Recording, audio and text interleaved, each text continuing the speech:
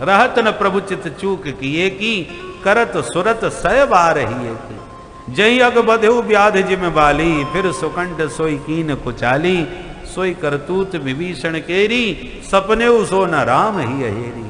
भगवान इसको एक बार अपना लेते हैं, अपना बना लेते हैं, पर उसके दोषों पर कोई ध्यान नहीं देते। अपिचेद सुदुराचारो भजते माम अनन्य भाग। कितना भी बड़ा दुरात्मा पापात्मा हो, परंतु एक बार शरणागत होकर जो कहता प्रभु मैं तेरा, तो कर देता मैं अभय उसे सब भूतों से, यह व्रत मेरा। ये मेरा व्रत है, मेरी प्रतिज्ञा है। सकरदेव प्रपन्नाय तवास्मीति च याचते, अभयम सर्वभूतेभ्यो ददामि तद् व्रतम मम। इसलिए जिन्होंने मंत्र लिया है वैष्णवता का, उन्हें गौरव के साथ अपना तिलक कंठी धारण करना चाहिए।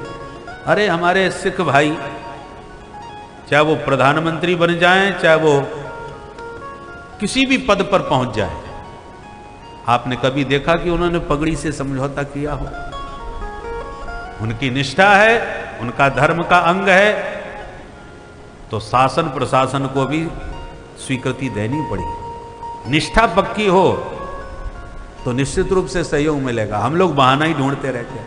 हमारे तिलक चंदन तो खूब लगाएं, परंतु अब ऑफिस में जाते हैं तो सब भगत जी कहने लगते हैं। इसलिए महाराज हम हृदय में श्रद्धा रखते हैं, वो दिखावा नहीं करते। एक तो वृंदावन के ही सज्जन जो कथावाचक भी हैं, अचानक हम उनके यहाँ गए तो दिगंबर बने बैठे थे, तो उनके कंधे पर जनेऊ नहीं था।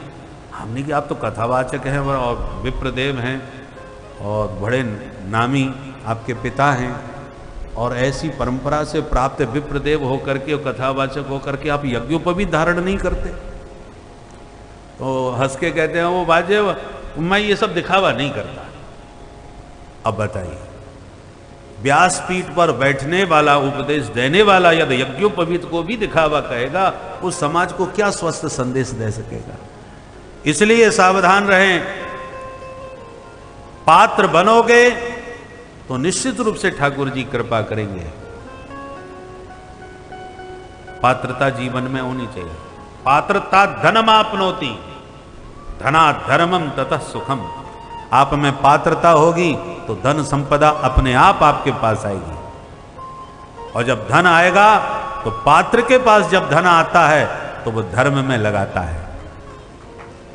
पात्रता धनमाप्नोति और धनात् धर्मम, धन से फिर धर्म होगा, और धर्म करने से क्या होगा फिर? बोले ततः सुखम, धर्म से ही सुख की प्राप्ति होगी। बिना धर्म किए, बिना सदाचार संपन्न हो गए, न सुखी हो सकते हो, न हरि कृपा की पात्रता जीवन में आ सकती है। इसलिए सदाचार संपन्न जीवन होना चाहिए। सदगुरु की आज्ञा में पूरी निष्ठा होनी चाहिए। मन लगे या न लगे, यदि गुरु आज्ञा है तो भजन हमें करना है।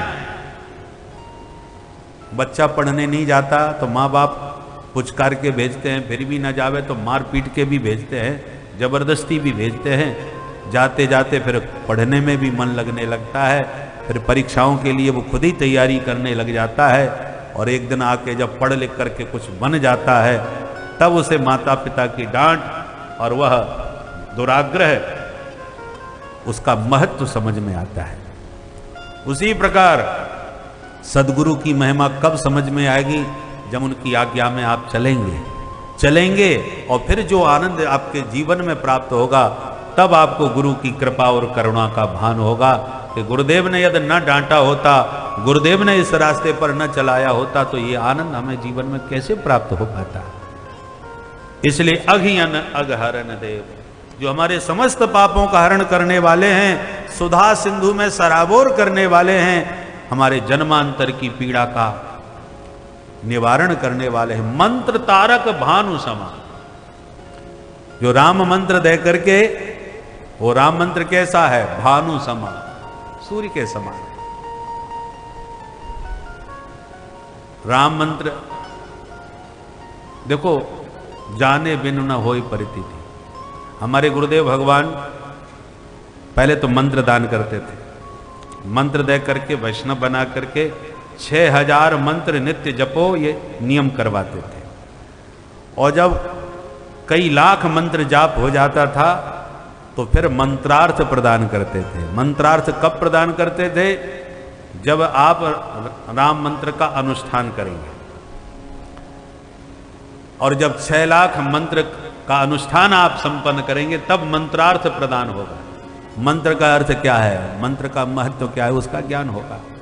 जब मंत्रार्थ का ज्ञान होगा तब एकांत संकीर्तन में प्रवेश होगा, और एकांत संकीर्तन के बाद फिर भगवान से आपके संबंध का पत्र मिलेगा। नाता संबंध, भगवान से कोई नाता जोड़िए, ये क्रम था।